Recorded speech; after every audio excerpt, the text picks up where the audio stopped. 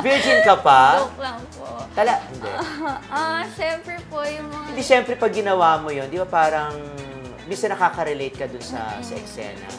Syempre po yung mga typical na missionary, Missionary lang. mga ganun. Yung mga ganon. So hindi ka naman masyadong nahirapan ng todo dito, maliban sa pagtatago lang ng plaster. Hindi naman na po. Pero ikaw ba, meron ka ba mga restrictions na, eto pala ito nang itong tinatanong, meron ka bang restrictions sa mga leading man mo na kung saan ka lang pwedeng hawakan? Or wala kang restrictions for the art lang? Meron po. Bawal po hawakan sa boobs. Bawal po may tongue.